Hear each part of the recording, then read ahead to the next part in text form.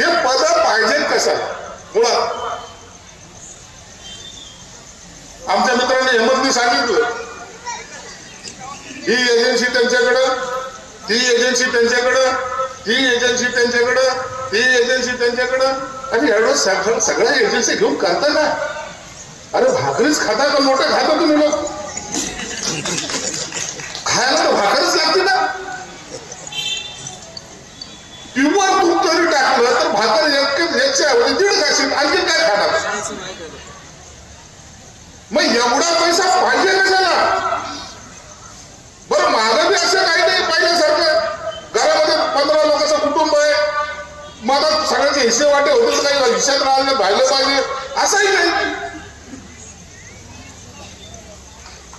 पण गरीबाला जर मिळायचं तर झावरा दूर. तुम्हाला एवढा पैसा पाहिजे कशाला? मला खरंच प्रश्न पडतो. माणसाची भूक असावी. संजय शिरसाट कसा राहतो महाराष्ट्राला माहिती का नाही? संजय शिरसाट टाईट राहतो. संजय शिरसाटचा तिकडं फ्लॅट आहे, इकडं असं आहे तसं दाखवतो आपण. कुणाला घालत नाही आपण काका, आपण कुणाला घालत नाही. कारण आपण करतो तर प्रामाणिकतेने करतो, पण अशा हरामाचे पैसे कुणाचे खात नाही. आपण एवढं खातून खातो. विकास कुठे करायचा असतो? विकासाची काही व्याख्या आहे का नाही? विकास तुम्ही कुठे करता? आता हा सुभाष पाटील जातो तर मत मागायला जाईल. कुणाकडे जाईल? जिथं लोक राहतात तिकडच राहील का शेतात जाऊन मत मागल? नाही, शेतामध्ये एकदम गेला सकाळी, चला तिकडं मत मागायला जाऊ. जिथे लोक राहतात तिथे तर माणूस मत मागतो ना. मावशी तुमच्या इथं ड्रेनेज लाईन करून देईल, तुमच्या इथलचा रस्ता करून देईल, तुमच्या इथं लाईट लावून देईल. मावशी चिंता करू नका.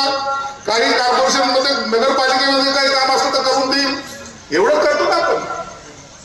यांचा विकास कुठं?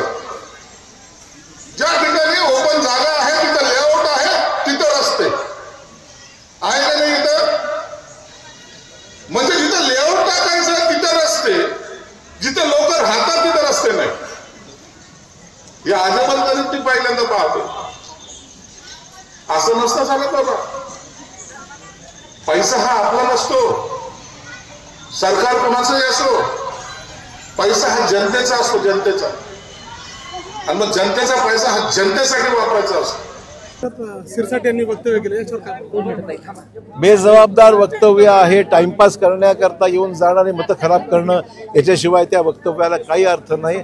एका जबाबदार पदावर बसलेल्या माणसांनी अशा प्रकारचं बेजबाबदार वक्तव्य करून निवडणुकीच्या काळामध्ये ही न शोभणारी बाब आहेत. माझे मित्र आहेत, ओळखीचे आहेत, परंतु निवडणुकीला बोलवले म्हणून आलेले आहेत.